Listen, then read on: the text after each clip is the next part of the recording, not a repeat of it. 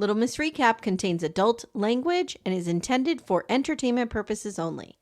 Little Miss Recap is part of the Acast Creator Network.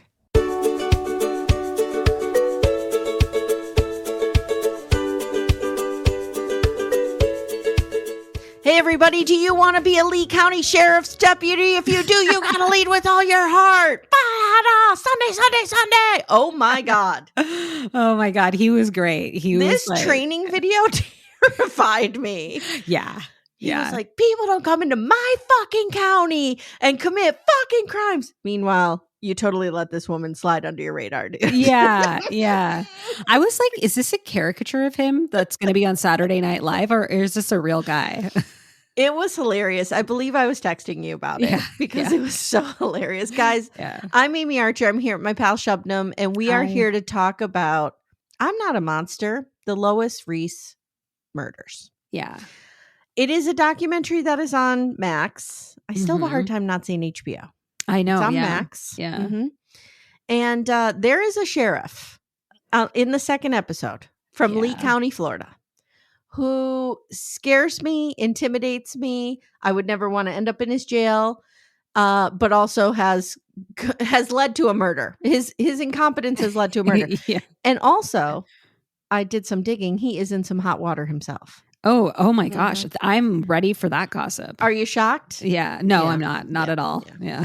So what are your thoughts, Shabnam, on this documentary overall? 2 episodes, right? Yeah, 2 episodes. Yeah, 2 episodes. It was very interesting. I liked that they interviewed her. And I just love that she doesn't know anything. She just did everything, but she doesn't know anything. Okay, I have a question for you. Yeah. Did she have a glow up in prison? Yeah, I thought that too. She looks better now. Yeah, than she ever did. It's maybe it's like a good prison salon person because her hair looks good too. I think. Yeah, maybe she's in the prison with I'm trying to think of a famous hairstylist who went to prison. I can't think of anybody. So I can't think of anyone either. But I do have flashbacks to Orange Is the New Black and the prison salon scenes and that. Never saw it. Never saw it. Oh, okay. Yeah. Never saw it. It's a hole in my cultural knowledge because I don't get any of the references. It's really upsetting. I liked it. I will tell you, I remember this story, and I think it's because I think I saw a Dateline on it. Oh, okay. And the Dateline was interesting because they really focused on the murder of Pam, and not Dave. Interesting. Mm-hmm. Yeah, I'd never heard of this story before, but it was wildly interesting just for the simple fact that you don't a lot of times see women that are murderers. And so, then this is a kind of just, I think the police officer, he said, a wolf in sheep's clothing kind of situation, because you wouldn't expect it to her to be a murderer at all. Well, because they keep calling her elderly. And then the producer's like, is she elderly? Because she's only 56. I was telling Mary Payne about that today. She's like, that's not elderly. Yeah, the producer's like, aren't you 56, police officer man? That's what I feel like. Well, that was that crazy sheriff. Yeah. All right. So I'll take us through. We have a cast of characters. I'll run through them real quick. We have Scott Carlson, who is Dave's buddy, who hangs out with him at the VFW lodge. Yeah. The sportsman's lodge or whatever. Mm-hmm. Kay Fate, who's a reporter from Steele County Times, Mm-hmm. Tess Coster, and her husband that we never see, that we know exists. They are the people who own the property in Florida. Samantha Roadway, she doesn't really add much. She just pipes in here and there. She's a family friend. Lindsay Rice Wilson, who is the niece, who I really enjoyed. Yeah, same. John Rosengren with the crazy white hair. He kind of looked like it's Disney, and it's somebody with crazy white hair, like Blizzard, like a snowman. I don't know. It'll come to me. Like a male Cruella de Vil. But he's a journalist. And then Rick Boosler, we only see him for a minute. And then Kari Schreiber, who is Lois's best friend, who's really an interesting character. And Marty Paulson, the gambling expert who takes gambling real serious. Yeah. She was really interesting. Yeah. Mm-hmm. All right. So we are in Blooming Prairie, Minnesota. Have you ever been to Minnesota? I haven't, but I would like to go because I had a high school teacher that had a vacation home there, and she spoke highly of it. and that the sky is very clear and beautiful. So. I've never been. I would like to go. Been. I'd like to go to some of the Little House on the Prairie sites and see. Mm-hmm. So we meet Kay Fate first. And is that her name? Kay Fate? It's a weird name, but yeah.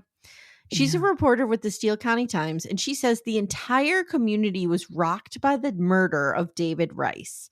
Mm-hmm. And she says it's almost like the shuttle disaster. Like everybody in this little town of Bloomington, Blooming Prairie, which is 1900, they all know where they were when this happened. It's one of those things. Did you grow up in a small town or did you grow up in the Bay Area? I grew up in the Bay Area. Yeah. Okay.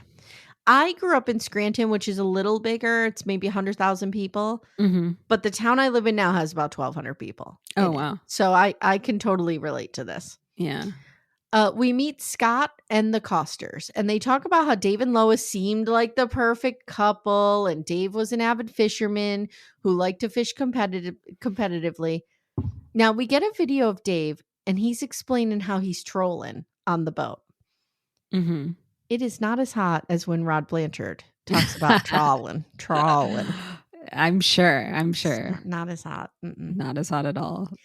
Oh, at the end, let's talk about the Menendez brothers for a minute. Okay, sure. Okay. Yeah. So they used to live in Rochester, Minnesota, and they had a bait shop. But Dave dreamed of running a waxworm farm. I have never in my life heard of a waxworm and have never seen one. Yeah, same. But they do look like they'd make good bait. They're like chunky little things. Yeah. Do you put it on dead or alive? Alive, right? I would think alive. I think it has to wiggle. Yeah. Right? Yeah. I don't know. So they moved to Blooming Prairie in 2005, and they made a lot of money from this farm. Like, this was a smart business plan. Yeah. Because there was only 2 farms in the country. So he's like, okay. Yeah. I have a stupid question. Does the farm, like, does that mean people are literally out digging in the dirt for worms, or do they grow, like, do they breed them? I think they breed them because when they were showing they're like these large boxes with like, you know, whatever material the worms need to wiggle around in. And then they would like kind of breed them in there, I assume. So I think it was like sort of like these. So they had like little candles lit and a little waterbed. Yeah. Make it real romantic. Okay, first of all, my 80s reference of a waterbed being romantic. Okay. So Dave was just this gregarious guy. Everyone loves him. At one point, Scott is in his little shop and he's looking at pics of Dave and he gets all choked up and he's like, I know men aren't supposed to cry. It's really, Scott is one of my favorite characters in this. Yeah. I really like this dude. There's so many good ones. Yeah. There's good ones. Yeah. Okay. Monday, March 12th, 2018. It's payroll day. And usually Dave handles the money, but on this Monday, Lois comes down to the farm and she's like, I'm the captain now. I'm taking charge of everything. Dave's sick. Mm-hmm. Then they say, okay, so this would happen to me. This would 100% happen to me. I use voice to text all the time. Oh, yeah. Yeah. And so, like, for example, I'm always texting Amanda about Sister Wives. Okay. Mm-hmm. Cody and Mary, they always spell the name CODY-MARY, but she just knows. She just knows. Like I'm texting with my voice. Yeah. So Dave's friends are like, Dave was a voice to talk texter. Like he was a talk texter. Yeah. And now we're getting texts that are like punctuated using emojis. Something's wrong. So like if Amanda gets text from you with KODY and MERI, she knows like I'm dead. Timmy's up to something. Mm-hmm. Yeah. Yeah. Send the police. So now they find, so eventually the workers call the police. They're like, something's up here. And they find Dave dead in the bedroom. R.I.P. Dave. Yeah. He's already decomposing because he's been in there for 2 weeks. And she has the bathroom window open. That's so bizarre to me. Like you want to just stay there with the body? It's very, I that's the creepiest part of this. Mm-hmm. Mm-hmm. She, at some point later, that Rosencrantz, the reporter dude, he says it like she lived in this house with this dead body for 2 weeks. She slept in the bedroom. Yeah. He was in the bathroom off their bedroom. Yeah. She slept in their bedroom next to his decomposing body for like 10 days. It's things like details like these, and there's many more like them, where I feel like there's a lot of mental illness in this family. Yeah. Yeah, I agree. So, he was in the bathroom off the bedroom. She'd been living like this for a while. Like I said, the house looked pretty much the same. There was no sign of a struggle. There was no evidence that this was done by anybody else. Like, this was clearly done by Lois. It's pretty obvious right from the start. Everyone is pretty much like Lois did this. They find shell casings under his body. K Fate says his body was found on March 23rd, and it was clearly a homicide, and Dodge County waited 3 days to put out any information. That's odd too. This is small town shit, I'm telling you. It is. We have a situation here where we have a neighbor. When I say neighbor, they're probably 3 miles away. Okay. But they have a son or something who's like visiting, and they're shooting guns. Oh, like they must have like a range set up. Uh-huh. I'm not talking rifles. I'm talking like automatic Oh wow. guns. Jeez. Okay. So you're hearing this echoing through the valley up here, and my dogs are going nuts. That I can't even imagine how his neighbors feel. Yeah. Like immediate neighbors. Yeah. And I called the township the other day, and they're pretty much like, we don't have a noise ordinance. We can't regulate somebody on their own property with the gun unless they're doing something illegal. Wow. So like, this is life in a small town. Interesting. Yeah. Like there's not a lot of, and I'm thinking to myself, as our township grows, we might need to put a noise ordinance in. It's such a different world because my husband grew up near Mount Shasta, and so we go over there, and even just you could like off-road, and like we like shot cans in the woods, right? Yeah. But even that, I was like, the fact that there's open spaces like that where you won't hit people is like not something I'm used to, and from a denser area. It's really interesting. Yeah. And like I hear gunshots and it's very alarming to me, but I don't know. I guess some people like are just like, oh, no, that's the country. What are you gonna do? Or some inner cities, unfortunately. But yeah, exactly. But we have no kind of regulations for that stuff. Yeah. And it's kind of terrifying. Yeah, for sure. All right. So they put out a warrant for Lois for felony theft and forgery. They didn't put out a warrant for murder. Right. Lois they just said she's a person of interest, right? Which is, I feel like if you're a person of interest, that's enough for me. Yeah, and I mean, shouldn't that mean that you're a priority for the police to talk to? Not like, we'll get to you when we get to you. It's weird. And in this battle between who dropped the ball, Lee County or Dodge County, I think Lee County did. Yeah. Because by the time they found Dave's body, this is an important point, Lois was gone. Yeah. She hopped in their Escalade and she took off. I feel like it's because nobody sees her as harmful, and they keep making she's elderly, Shabnam. Right. Yeah. But also they keep making a point in the documentary to like highlight how stupid they think she is. Like multiple times. Oh yes. Yes. And I'm like, I don't know. I feel like you guys are underestimating her. She's smart, dumb as a fox, like my dad used to say. So Brian Smith, so here's the thing. They have her on felony theft and forgery because she was writing checks from Dave's business account. Okay. Yeah. Brian Smith, who is with the Minnesota U.S. Marshals, he explains why there's no murder warrant. He says once a warrant is issued and the person is picked up, a speedy trial clock starts. And sometimes these cases get dismissed because the prosecution can't build a case fast enough before they go to trial. I always thought prosecutors got to like pick a trial date.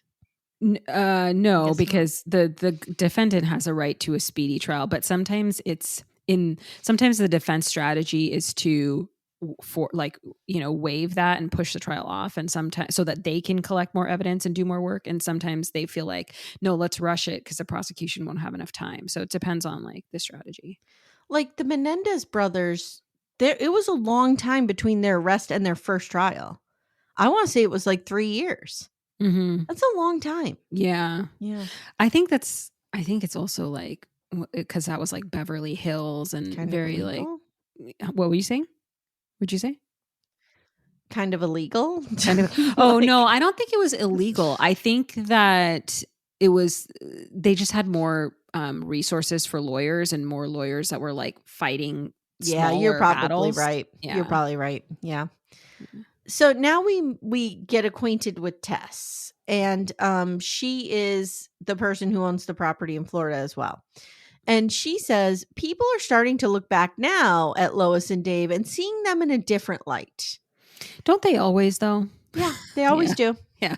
Scott Carlson says everyone knew Lois was a click off. I love that phrase. I've heard that expression a million times. Oh, I hadn't heard that. I'm like, I'm going to start using that. I like that. It's a click off. I know a few people like that. Yep. Some may say I'm a click off, and I'm okay with that. So he goes, you just knew she wasn't all there. And he's like, they had some minor issues. I mean, she clocked him with a frying pan once when they were young. But I mean, who amongst us? I was like, whoa, okay. Scott is the kind of guy, like, you're going to cozy up to him in the local bar, and he's going to tell you everything about everybody in that town. Yeah. Yeah. So Kay says something happened to this woman. She lived, she's the one who said it. She lived with her dead husband for weeks as if nothing happened. Yeah. This is beyond normal. Right. Yeah, exactly. There's something going on here. There's something off. Yeah. So now we hear a jailhouse call from Lois. She's calling the producer, and she's really excited to be interviewed on camera. We see her. I think she's had a glow up. She looks great. Yeah. And she gives us the history of mental illness in her family, and it's pretty intense. Yeah. We meet Kari, who is Lois's best friend, and she explains to us that Lois had 4 siblings: Butch, Kim, Bob, Cindy, and then Lois. And her mother was diagnosed as bipolar and schizophrenic. And it kind of goes back and forth here between Lois telling the story and Kari kind of corroborating. And Lois says she never had her own room. Like, the mother was just a complete hoarder. And Lois's father was an IBM engineer. Yeah. So, like, they had money. Right. An IBM engineer in the 80s. Yeah. They had money. Yeah. But he was never around because he was avoiding the hoarder situation. Yeah. It was bad. Yeah. And Kari says you had to climb over piles of clothing to even get up the stairs. It's just, I don't know. Like, thinking about it gives me anxiety and makes me want to run to therapy. So, oh my God. I'm so fascinated by hoarders, like that show. It's so interesting to me because it's always some kind of really sad, deep loss. Yeah. That they're struggling with. It's really interesting to me. So IBM and Mother Mayo Clinic are the top employers in Minnesota. Like I said, he was employed there. Kari says Lois kind of always wanted to fit in with the rich and popular girls because she didn't have a good home life. Yeah. You know? So her life sucked. Yeah. Lois says she started drinking and drugging pretty early because mom was, quote, a little bit abusive. Yeah. And Kari has a letter that Lois wrote about Cindy and the mom fighting. So, like, home was not good. Yeah. Yeah. And the whole Cindy was pregnant, which was that the son that she had later? Oh, that she ran over with the car? Yeah. Maybe. I don't know. Yeah. That gets dark. Yeah, that does. So Lois meets Dave at Dayton's, a retail store that they're working at in the mall. Dave was the maintenance man, and he used to come around, clean her garbage out all the time. I know these maintenance men. I worked at Sears for years, and we always flirted with the maintenance guys and the loss prevention guys. So they were only dating for 2 months, and then she went with him to San Diego for deployment, and he was in the Navy, and she got married and pregnant within 3 months, and then got pregnant again when that baby was 3 months old. So, gosh. Yeah. And Lois said in those early days, Dave didn't want to come home. He was out with his bros, but he was a thrower. And when I heard thrower, I thought, because my girls say that now because they go to parties and they're like, who's going to throw? You going to throw? Who's throwing the party? So I thought like Dave was throwing parties. I was like, then we get this story about Kari going out there. So she's going out to help Lois with the children because Dave is supposed to be stationed in Guam or sent to Guam. Right. He ends up not going.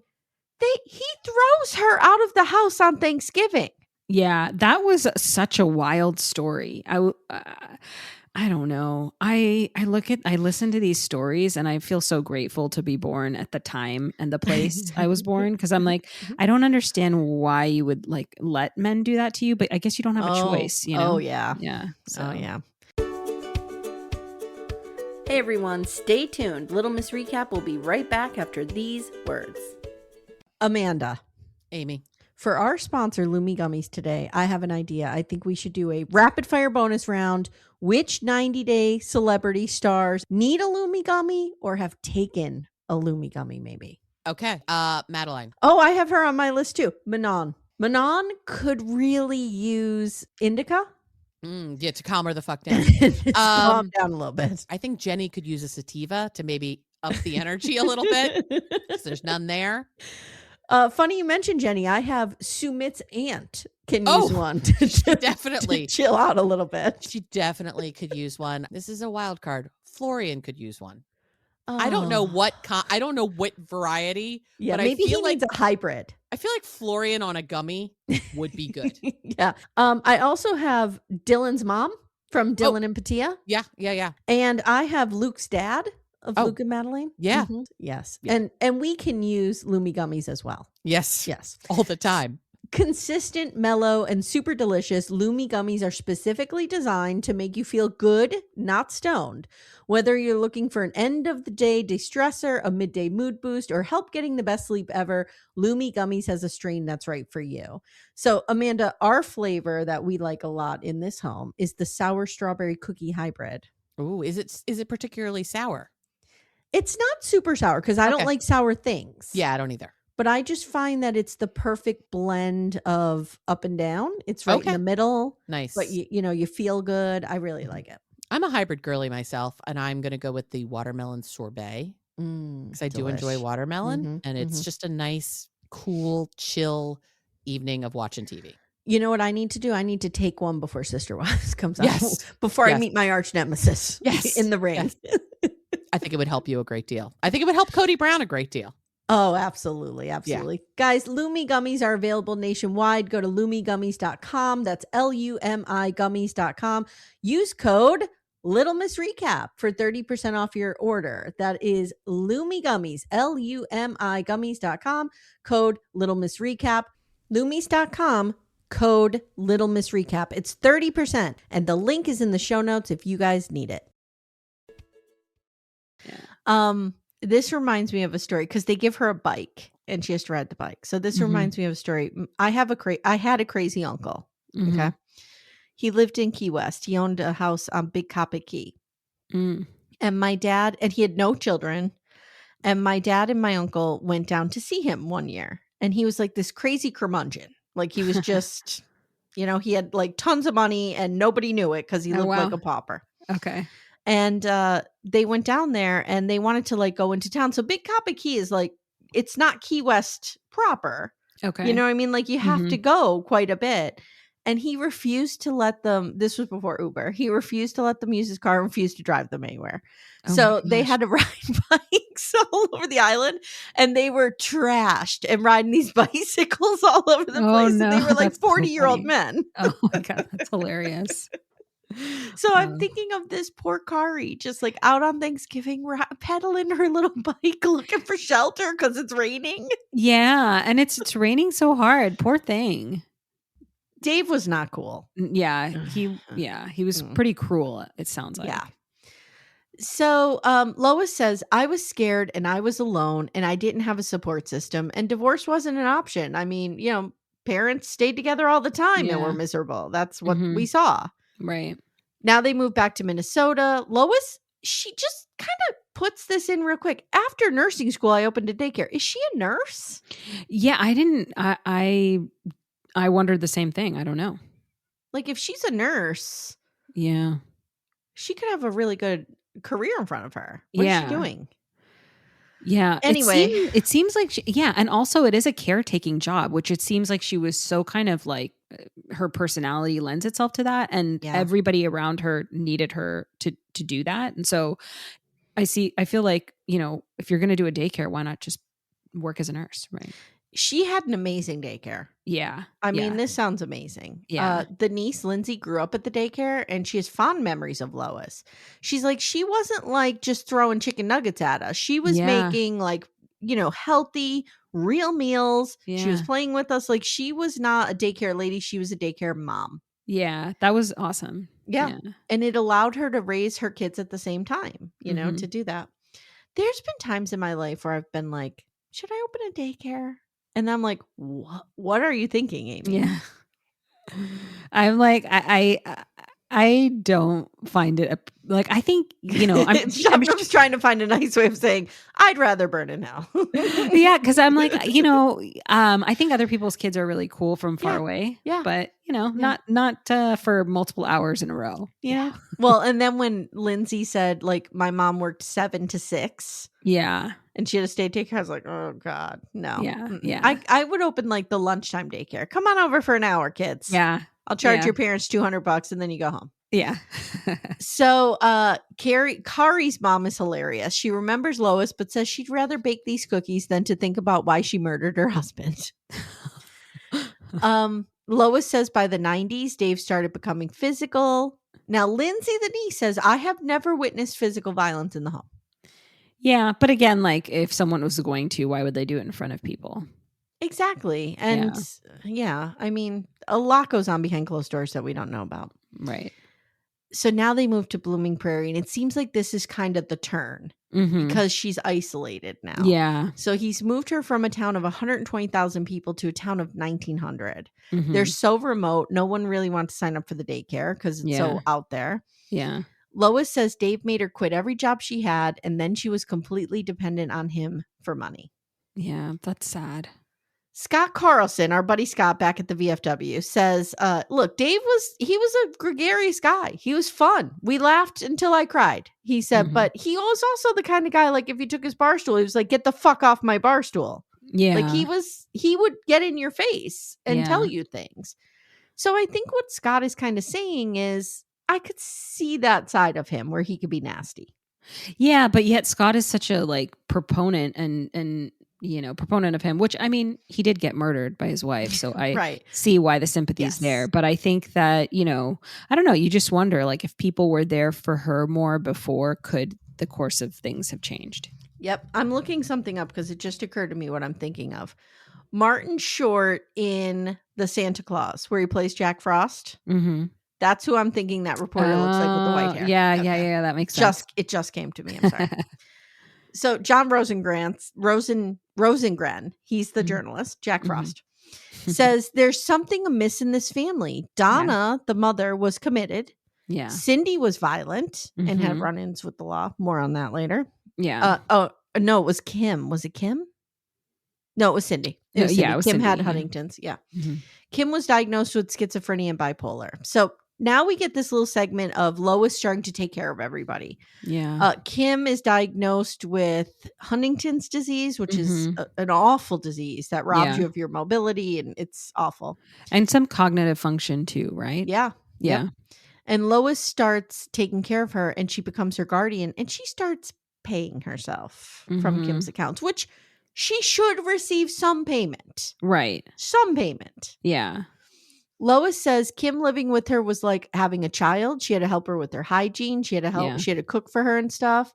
And Dave didn't like Kim because she told Dave off a few times. And also, Dave was jealous of the time that she was spending taking care of Kim. Yeah. That's, I can't really imagine, but I can only imagine like having to deal with somebody that was like very controlling and very mean, and then having to take care of somebody else that's in this sort of like helpless situation as an adult. And I feel like, while people put a lot of effort into their children, it's it's like a happy effort because you know that you're supposed to be doing that. But when you're taking care of an adult like that, I think it's really, really depressing. It is. And it's even like, I know for people who take care of their parents, right? I was talking to my therapist about this not too long ago. Like we're in a situation where Timmy's parents are older. His father passed last year and his mom is, she's 80 now. And we're starting to get to that point where we're having to drive her to appointments. And Right. She's still pretty independent, thankfully. Mm-hmm. But it makes you think of your own mortality. Yeah. And it's sad and it freaks you the fuck out. And you're also like, oh my God. Like time is ticking by. It's really strange. It's really thank goodness I don't have young kids. I know so many people in that like sandwich generation that they talk about who are taking care of their parents and young children. Yeah. My dad had 2 strokes in 2013. Oh, right. So, you went through this as well. Yeah, that was right when I turned 28. My sister had little children. Yeah. But it was just it's just very hard and very depressing, especially like when you knew what they were before. And for dementia, there's a lot of cognitive issues. So my dad was extremely smart and everything, and then he became and extremely independent. And then he became very dependent and not able to even do simple things. So it's pretty sad.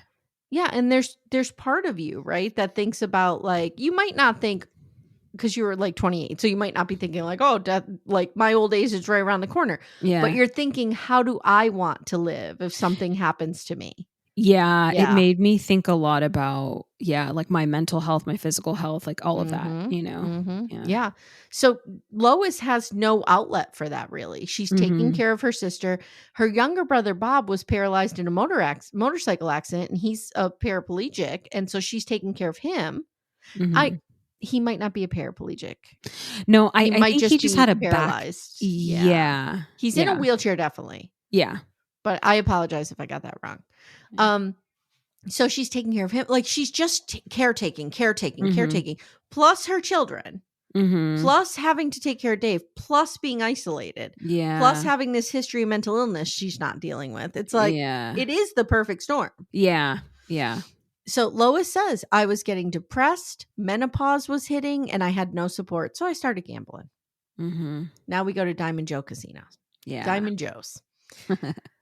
Tess is hilarious because she's like, how dare you imply I ever stepped foot in Diamond Joe's Casino? I just saw it from the interstate. And I can tell you what it looks like. Okay, Tess, calm down. Yeah. Scott Carlson goes, I was in there a few times with them. And Lois liked to play at the high roller stables, which is big money. Yeah. Marty Paulson is the gambling expert, like I said, and she's like, when a gambler wins, it's a dopamine hit, and they will continue to chase that win until there's nothing left. Yeah. So where does Lois get the money? Because don't forget, she doesn't run the daycare anymore. She doesn't have that money anymore. Yeah. She gets money from her dad. So dad dies, and I mean, I'm not good at math, Shabnam, but you gotta correct me if I'm wrong here. He's doling out percentages of the inheritance, and we're missing 10%. Oh, okay. I didn't notice that. Because Kim is 25. Bob is 25. Yeah. Cindy is 25. Lois 15. I think because didn't he also give a house to Cindy? So maybe that was where. Yeah. So maybe that was the missing percentage. Maybe. Yeah. Oh, it's kind of weird. Yeah, it was weird. Yeah. And who does that? Who gives their kids percentages by how much? Because Lois goes by how much he liked us, pretty much. Yeah, but then I'm thinking, like, if he was a parent of kids with different illnesses, maybe he was for like some care. Of them. Yeah, some I of was them thinking that more. too. Yeah. Also, he might feel like Lois is doing well financially, and maybe doesn't need it. Right. Which it's not her fault, but whatever. Right. So she spends this money. She claims it was, quote, a few $100,000, but I don't even think it was that much because we saw Kim got $200,000 and Kim got more of a percent. Yeah. So she buys equipment. She gets the Escalade. She gives her kids some money. Dave got a fancy fishing boat. Scott tells us it was Metal Flake. Lois says, I had good work ethic from my dad, but he had held money over us our entire lives. So I wanted to get rid of that money. So she gambled the rest of it away. Yeah. Lois says she was berated in her own home. And when she went to Diamond Joe's, she just felt good about herself. Yeah. That's sad. They made her feel good. Now she has access to Kim's inheritance because she's the executive, like the guardian, don't forget. Right. So she starts stealing off Kim. Bad news. And they're like, well, guess what? Now you have to pay it back. And at first it's a small amount she has to pay back, like $38,000. Mm-hmm. But she bounces the check. Yeah. And disappears. Now she has to pay $100,000. Yeah. Yeah. She bounces the check and then takes a vacation and hopes it'll go away. Comes back after a few days. So she's humiliated by this and she attempts suicide by taking a bunch of pills. Dave finds her. He resuscitates her. The whole town talks about how funny it was. Not funny, but how great it was that Mayo 1, the helicopter, came to get her right here in Blooming Prairie. We had Mayo 1. Yeah. Okay. Now, by all accounts, she received some mental health care when she was at the Mayo Clinic. However, surprise, surprise, Dave's not supportive of her mental health. Yeah. So Marty said something interesting here. She said gambling is by far the highest suicide rate of any addiction. I found that fascinating too. Yeah. She said there's so much guilt and shame. And then she made this point. She said there's no substance that you're injecting. So like people can't, like in other words, if somebody's a heroin addict, it's like, well, the heroin's making him do this or whatever. But when you're gambling, there's not that substance that's altering you. Yeah. So it feels like you're more active in the addiction. Yeah. So she's removed as guardian of Kim. And Dave is kind of like, you know what? Now I wish I didn't save you that day that you took all those pills. That's really like devastating to hear. It's pretty bad. Yeah. Okay. So Lois, like you said, she disappears for a while. She comes back. She's backed into a corner now. And on March 11th, 2018, Lois asked Dave to drive her to one of their grandson's basketball games 2 hours away. I was really confused by this because they're going to a basketball game in a town called La Crosse. Oh, yeah. Yeah, me too. Is it a lacrosse game? Yeah, same. And she says Dave was really mean. Now here's what I'm wondering. She had to beg him to drive her there. Did she not drive? And is that why everybody thought it was crazy that she made it to Florida in the Escalade? Yeah, maybe. I don't know. I was wondering that too, because it just seemed like she couldn't do either. She didn't know how to drive, or she couldn't do anything without him. I don't know which one it was. Yeah. I'm wondering if she didn't drive. So they go to this game. They get into a fight. He lets her stay 20 minutes. They get home. They get into a fight about that. Yeah. And she says that he hands her the gun and says, do it right this time. Yeah. So Lois says, you know what? I just snapped after decades of not caring for myself and caring for everybody else. I just snapped. Yeah. And they find his body on the 23rd. She left the day before. So eventually she ends up in Fort Myers Beach, Florida. And again, if you watch the Dateline, like this is where it starts. Oh, interesting. So it was interesting. Tess and her husband, Rod, have bought up a bunch of rental homes. And one day Tess is outside and she's like fiddling around with something. And she looks up and Lois is standing there. And that's really creepy. She's like, Lois? And like Lois turns around, runs away or something. Yeah. It was interesting because the way they talked, I thought they were better friends. And that she would have been like, Lois, what are you doing here? Yeah. But like it seemed when she was telling it that it took a minute for her to realize who it was. Yeah. Which is weird. But she had already known that Lois's husband had died and there was some drama there, right? Oh, so, yeah. They knew. Yeah. So Tess is totally freaked out. And they call Lee County Sheriff's Office. I had to go back and watch this again today to make sure, like, maybe it was a different sheriff who fucked this all up. No, it was Lee County. Yeah. Yeah. So they call Lee County Sheriff's Office and they're like, a woman who murdered her husband is here standing in our yard. Yeah. First of all, the 911 operator, they have the daughter call because they're scared and they're hiding. And the 911 operator gives the daughter Tude. She's like, why can't your parents call themselves? Yeah. Okay. Finally, the sheriffs come out 30 minutes later. And Tess says in 2015, she had invited Lois and Dave down here. So that's probably how she remembers it. Right. Scott Carlson is like, Lois was no brain surgeon. I don't know how she managed to get to Florida in that Cadillac.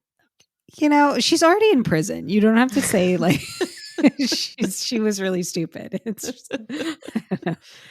So basically the Lee County shows up and they're like, well, she's only a person of interest in the murder. Yeah. Even though there is a warrant for felony theft. Yeah. We're not gonna pursue. Yeah. This. No biggie. Yeah. She's probably gone. She probably took off back over the bridge. You met eyes with her, so she got scared and ran away.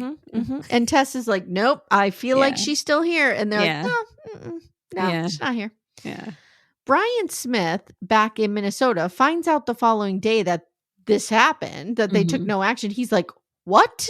Yeah. What?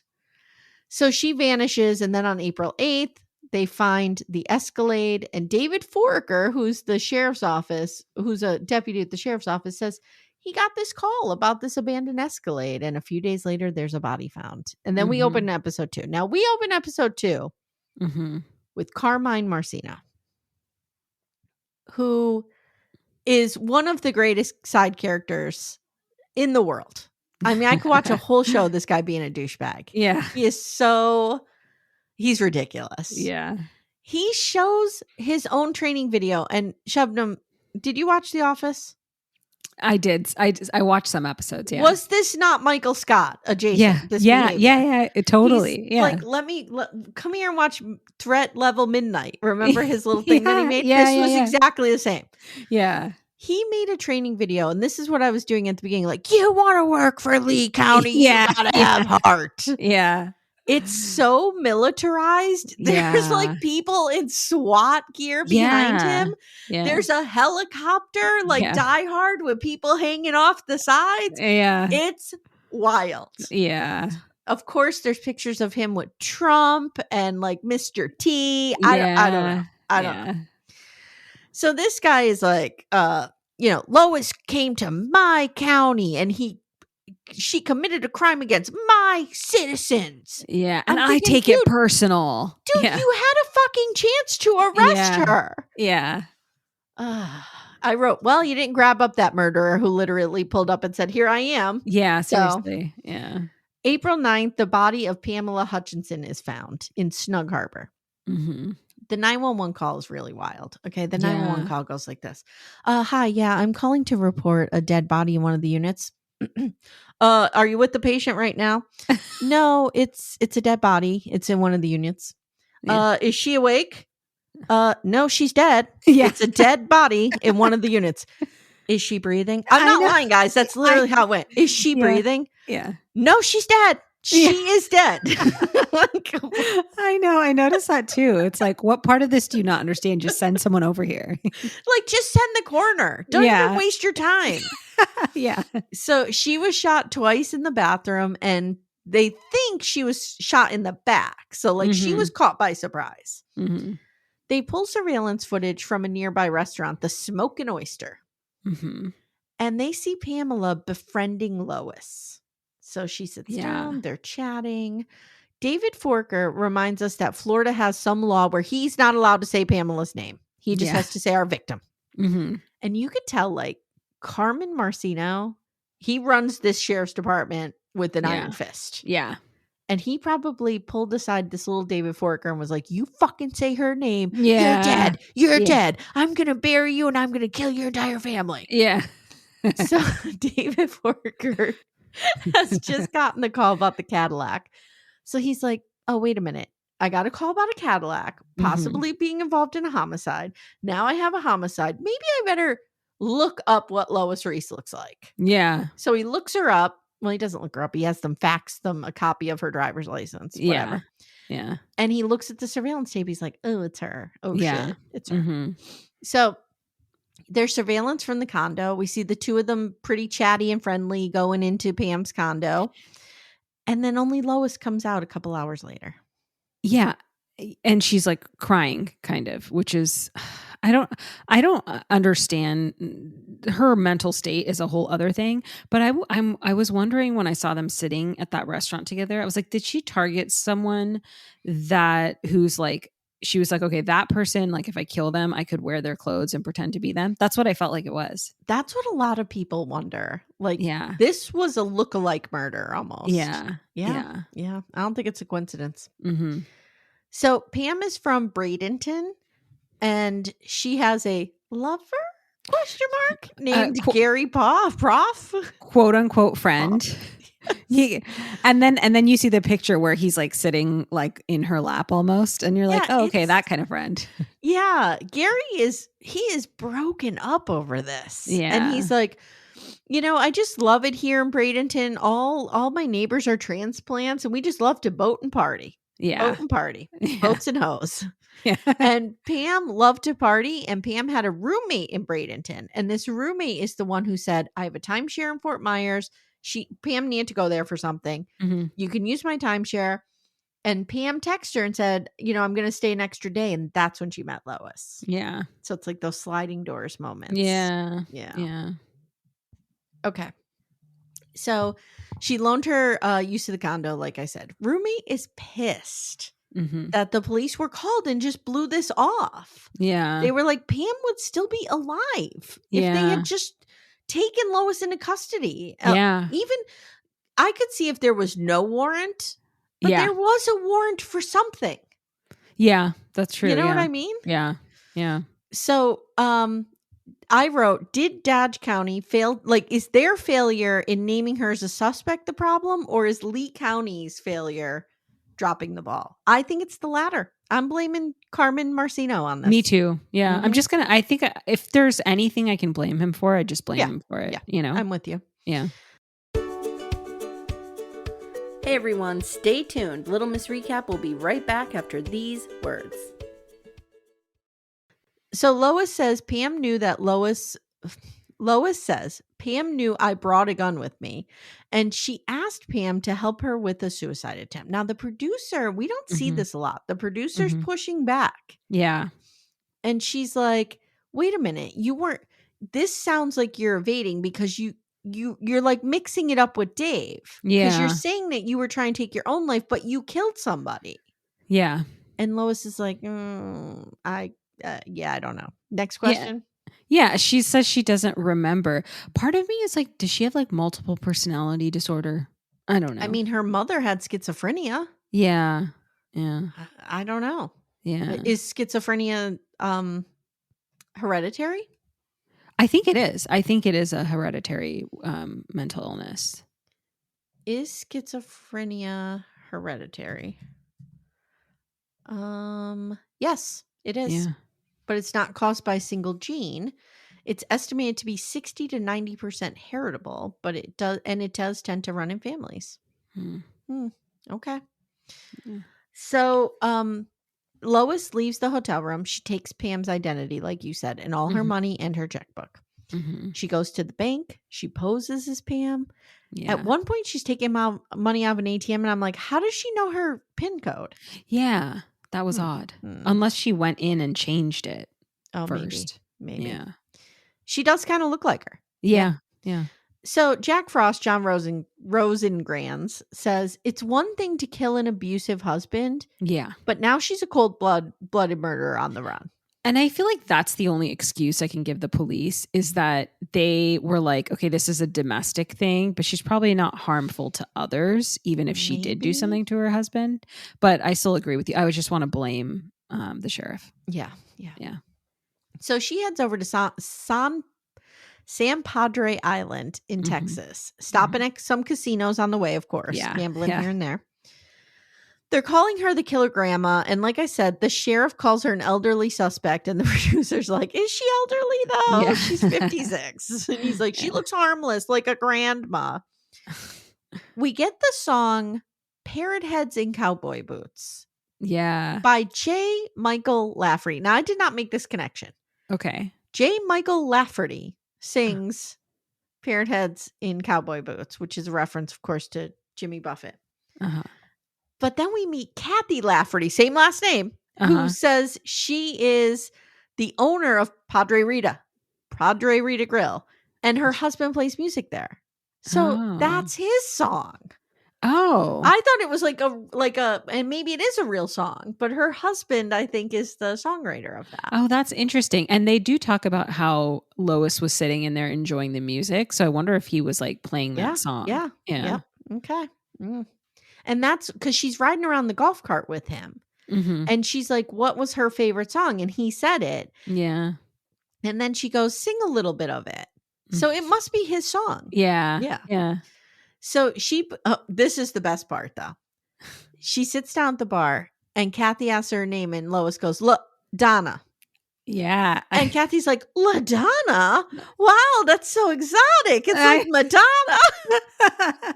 I thought that too. I'm like, she literally was like giving away the plot. And you're just like, oh, LaDonna. They're so trusting because she seems so unthreatening. Yeah, because she's an quote unquote elderly white woman. Yeah. So now it reminds me of, you're probably not old enough for this reference, but George Glass, Cindy Brady's boyfriend that she used to make up was George Glass. Oh, I see. Okay. Yeah.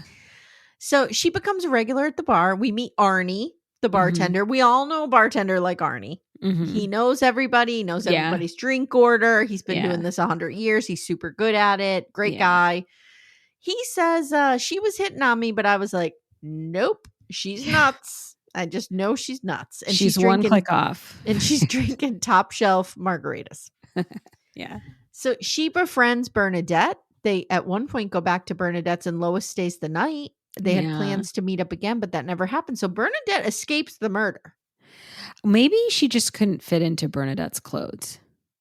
Maybe. And Bernadette was a redhead. Yeah. Yeah, that's true. Yeah, she couldn't impersonate her either. Yeah. So Bernadette thinks it's because she had spoken extensively about her security cameras. Could be. Yeah, that could be too. So now we see her, she's arrested because George, the manager at Dirty Al's, this guy's another character with the shrimp. Yeah. He recognized her from the news and he's like, hey, I always watch my CBS News in the morning. Yeah.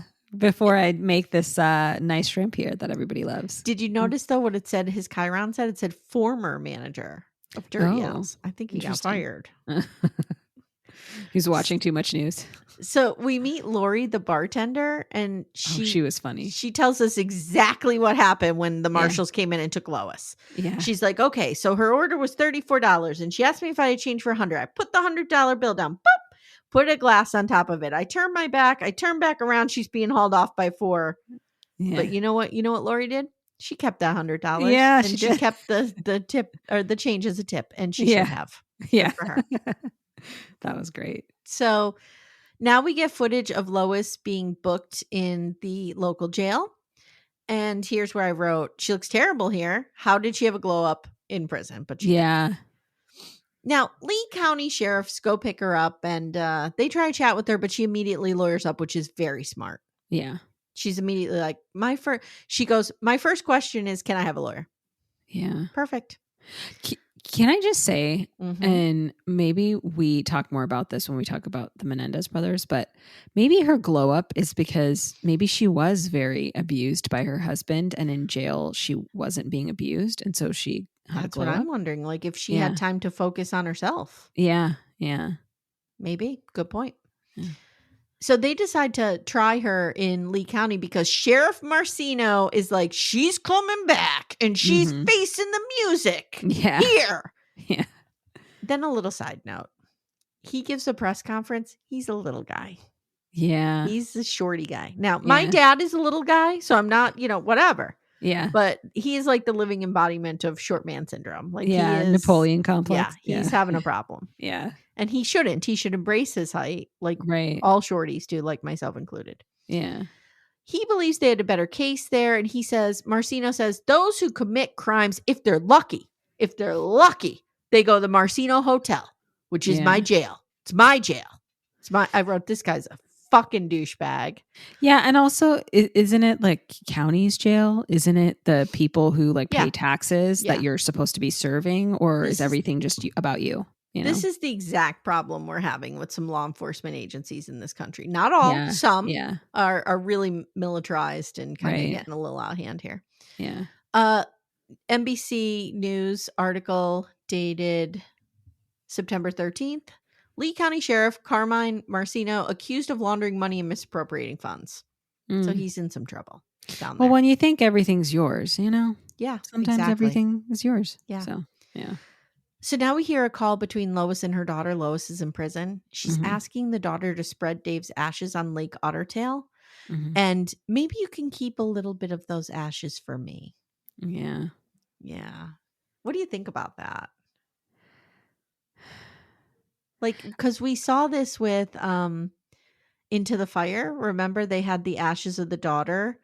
And Brenda, the adopted mother, wanted to give Kathy, the birth mother, half of the ashes. And Kathy didn't feel, because Brenda's husband killed her, and Brenda knew about it, like Kathy didn't feel like Brenda should have any access to those ashes. Like, do you feel like if somebody kills somebody that they should have their ashes? I don't think so on principle, but if he was like abusive and that's why she killed him, then I don't know, maybe. See, here's what you have to think about, though. And I just thought of this. Dave is not an object. Dave is a person. Would Dave want half of his ashes to go to her since she killed him? Probably not. Yeah. If you think about it, like, what would the person want?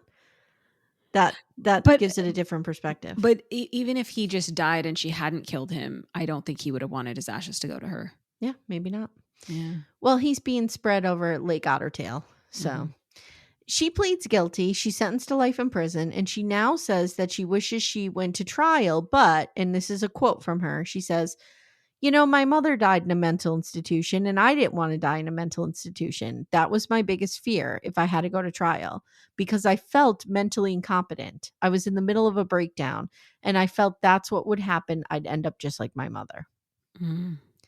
She is, like, she's apologetic and she's owning up to this. Like, she pled guilty to both murders without fighting it at all. I think she's right, though. Like, if I was like, and I'm not a criminal lawyer, but if I would think the strategy would be for her that she was incompetent. 100%. And if she's like, I'd rather live my life with quote unquote sane people in a regular prison and not be in like a, institutionalized, then I mean, I guess she made the right choice for her. Yeah. Yeah. So she pleads guilty. Lee County is like, who gives a fuck what happened in her past or her mental health? She's going to Marciano Hotel or whatever it's called. Yeah. All right, dude. Okay. Calm down. Yeah. Scott Carlson says, "I don't hate Lois. I'm just angry at her." We learned that she's expedited to Minnesota and she pleads guilty in Minnesota so that she could stay near her family and grandchildren. The trial is held in the high school because the Dodge County Courthouse only accommodates 7 people. Interesting. She tells us. Go ahead. Yeah, it's just weird that they would do that. Like, use a high school for that purpose. It's very bizarre. I know. She tells us again about the basketball game and how they came home and he went into his smoking closet. Yeah. Okay. We need to talk about this for a minute. I think it's cigars because it looked to me like there was cigar stuff. Yeah. But there was also clothes in there. Yeah. Are you just smoking cigars in a closed little closet with? That's like the worst place. If you're gonna have smoking anything, it should be like in the garage or in the basement. Like, I understand it's Minnesota; they probably don't want to be outside in the winter. Yeah, go to the garage. Yeah. Ugh. Yeah. So apparently that's where he got the gun. And she goes, "I never held a gun. I never had a gun." And the producer's like, "Yeah, you did. This was your dad's gun." She's like, "Oh, yeah. Okay." Like, she's being caught in some lies, but not many people believe this version of what happened. Kay Fate says, and I'm just going to say, Kay Fate is saying this from a position of privilege of someone who may never have been in this position. Because it's it's not a very nuanced way of thinking. She just goes, "Well, Lois, you had the gun in your hand. Cool. He can't use it on you now. So just leave." Like, that's not how this works. Yeah. And Lois says after their murder, there was a lot of blacking out and incontinence. And I'm like, did she say incompetence or incontinence, which is lack of control over your bowels and your urine? And I think she said incontinence. She pooed her pants after killing him. She pooed her pants and beat her pants. Yeah. Lois doesn't really remember what happened with Pam at all. She says, it was shown to me that I took her life, but I don't remember it. And this is where the producer says, it sounds like you're evading. Yeah. And Lois says, I know I took her life and I feel awful and I'm very sorry to her family. Things haven't been going well in Lois's life either, in her family. Her sister Cindy had a breakdown, and then she had a kid who was like a problem. Mm-hmm. And he came home drunk and they got into a fight, and he laid down the driveway and said, well, go ahead, run me over. And she did. It is wild. And did you see the text they put on screen where she says it didn't go crunch, it just went boom, boom? I was like, okay, I have a question for you. Yeah. Is this kid dead or alive? He's dead, I think. He died from it? Oh, no, you're right. I don't think he's dead because it was second degree. It was second degree assault. And I remember my husband was sitting next to me at this part and he goes, second degree, what do you have to do for first? You literally got in a car and ran the person over. Yeah. Yeah. So I think he's alive. Yeah, I think so too. Yeah. So Cindy is upset about what she has done and what has happened with Lois. And she goes to a favorite hangout of theirs in the woods and she hangs herself. Mm-hmm. Lois cries and says, I could have helped her if I was out there. My brothers and sisters are dying alone. We learn her son has died from an overdose, her youngest son, Braden. He had severe mental health issues, according to Lois. And then Lindsay fills in that he was on meth and heroin. He was 35. Mm-hmm. He was an addict before all of this happened. But what Lois did, Lindsay says, added a lot of pain and trauma. Yeah. Lois, can I just ask you though, Mm-hmm. did you think he was hot? Because Braden? Yeah, they showed his I didn't give it a good look. Okay. I'll have to go. I can't weigh in. Did you think he was hot? Yeah, he was really good looking, I thought. I mean, he fits my profile, so probably. And then, okay, Lois says she has never given an interview and she hopes her family will be proud of her for doing this. Mm-hmm. Kari went to visit Lois after not seeing her for a long time and says, we talked about Dave, but not about Florida. She tells the producer that Lois doesn't seem ready to talk about Pam. Mm-hmm. And the producer says, like, why are you going to be loyal to her? Like, what's going on? And Kari says, yeah, and I don't know. She's like, my dad was a minister and he worked with incarcerated people. So maybe that's what, but she has empathy for Lois and she's going to stick by her. Yeah. And she starts crying at that moment. And you sort of, she's a great friend, whatever, you know. Yeah, she is. Whatever it is. But Kay and Lindsay both say the town has been changed from this. There's a lot of shame around it. And Lois has become a monster. And Dave is still heralded as a jolly good dude. Mm-hmm. We get the black screen of death at the end. Pam's ashes were scattered in the Atlantic Ocean by her friends and family. Dave is buried in Minnesota. Bernadette, who escaped the murder, picked up a dude in a bar and married him in Hawaii. She looks like she's living her best life. Yeah. And Lois is serving concurrent life sentences. So that's it. Yeah. That's all she wrote. It was a wild case. It was. Somebody, I can't remember which person said this, but I wrote this quote down. It might be Kari. Okay. That shame is a powerful, powerful emotion that makes you lie and hide and steal. And the only way to fix it is to face it. I think that might have been Lois. Is it? I don't know. Say it again. Shame is a powerful, powerful emotion that makes you lie and hide and steal. And the only way to fix it is to face it. Maybe. That sounds like something Lois would say. Yeah. Yeah. It's I was like, yeah, I think that is really true. It's hard to face. It's hard to face things a lot of times.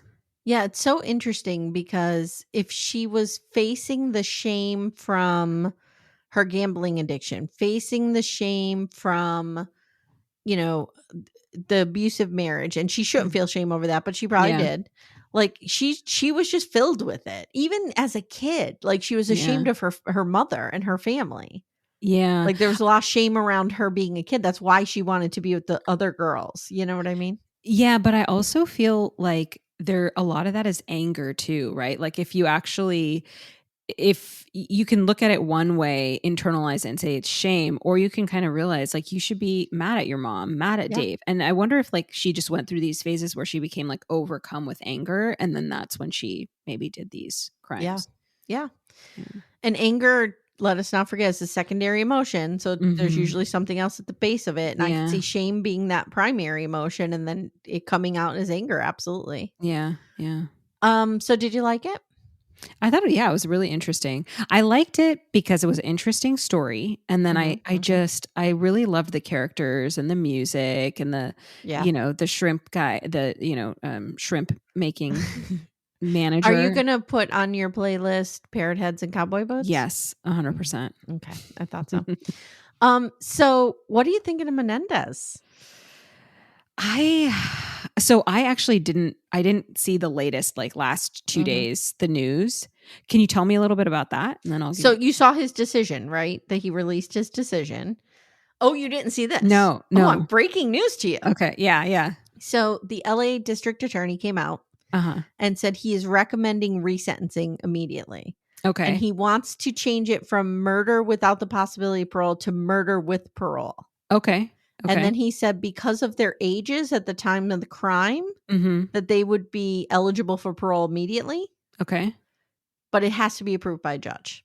Interesting. And he said, and I thought this was the most interesting part, he said that people within his county, within his office, are not in agreement.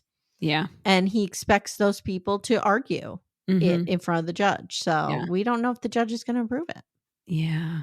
This will be really interesting because I think I heard you talking about in one of the episodes, I think with Amanda, about how your daughters at their age and their like the time of the world that they grew up in, they don't understand why these boys weren't believed. And I feel that too. And I feel that the times have changed and they have served a long time, Well, and that's the thing. Like, I know a lot of people don't think they should be released. I'm not saying they should have never been sentenced. Right. I'm saying I think they served an adequate amount of time for murder with aggravating circumstances. Yeah. Yeah. And it's not like they're going to come out and just be free and never be accountable. They are like, they would be on parole. So, yeah. And the district attorney was really interesting because he gave this whole like speech about how these were two young men, 19 and 21 years old, who went to prison thinking they would never get out, pretty much knowing they would never get out. Yeah. But still rehabilitated themselves and did so many good things and helped others and became productive citizens. You know what I mean? Well, which shows like it was born of just wanting to do it. Right. And I think one of them made the comment early on that prison was actually easier than their life with their dad in Beverly Hills. Right. Yeah. Yep. Yeah. Which goes back to the comment I made about Lois getting the glow up in prison. Maybe she feels the same way. Yeah, Eric is living his best life in prison. He's like teaching art. He's doing the murals. He's marrying people. He has a kid. Well, he adopted a kid. Yeah. I mean, I'm afraid he's not going to want to come out. What's the latest on your, people trying to get you a painting? I don't know what's going to happen. If he comes out, I'm going to try to get a painting. I'm just going to buy it. Like, I'm assuming he'll start selling his art, right? Yeah. He's got to. He's got to have an Etsy store. Come on, Yeah. Mary Payne thinks that he'll just buy ericmenendez.com and sell it there. She thinks he'll do like Shopify rather than Etsy. Oh, nice. Okay. So, yeah, that would make sense. Yeah. But I definitely want a piece of his art. I think that would be like a really interesting thing to have. Yeah. Unlike the weirdo in the Nickelodeon documentary who had the John Wayne Gacy drawing. Yeah. Yeah, exactly. We don't want that. No. No. Yeah. No. All right, Shabnam, why don't you tell everybody where they can find you, what you're covering? I listened to your Sweet Bobby episode. That was really good. But go ahead and tell everybody. So we're at Chai After Dark on all socials, and our podcast is called Chai After Dark. You can listen to it on all platforms. Like Amy said, we just covered Sweet Bobby, which was a really interesting and fun one. And then we're also going to be covering Breath of Fire, which comes out, our first episode comes out next Monday. Is that good? Did you watch it? Yeah, it's interesting. It's a classic cult doc. So we talk about like sort of our feelings about cult docs in general. Yeah. And then it's pretty interesting. I have a feeling like all documentaries, they're going to put most of the good stuff towards the later episodes. Yeah, so, of course. Yeah. All right, guys. So you heard Shabnam. She's at Chai After Dark. I'm at Little Miss Recap. Please follow us on Instagram. Follow me on the Tick and the Talk. I'm over there working hard.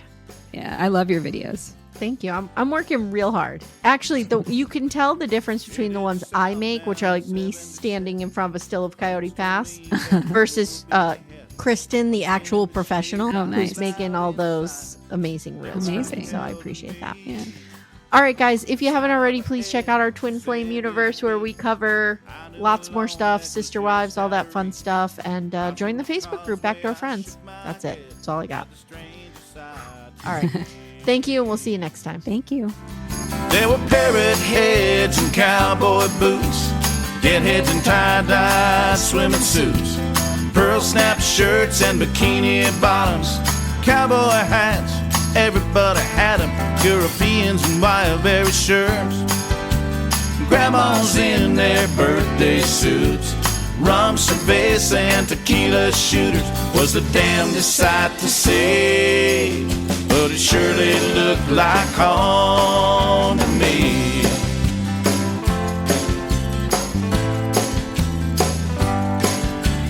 I parked my old truck next to the bay, sat there and watched the tide drift away. Sun went down and the moon came up. By morning my mind was all made up.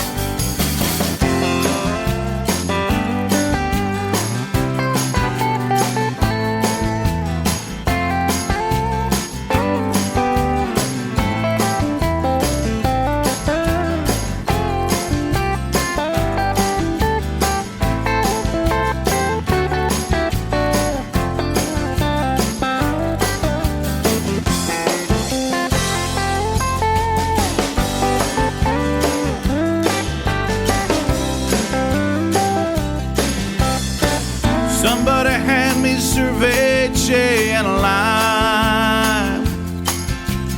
Me and my inner child are having a talk, but we're doing it on island time. Under an umbrella, out on the beach, my cell phone is sitting just out of reach. And if it should ring, I wouldn't care. I'm the king of the beach in an old deck chair. And I've got parrot heads and cowboy boots, deadheads and tie-dye swimming suits, pearl snap shirts and bikini bottoms, cowboy hats. Everybody's got them, Europeans and wire-berry shirts. Grandmas in their birthday suits, rum, cerveza, and tequila shooters was the damnedest sight to see. But it surely looked like home to me.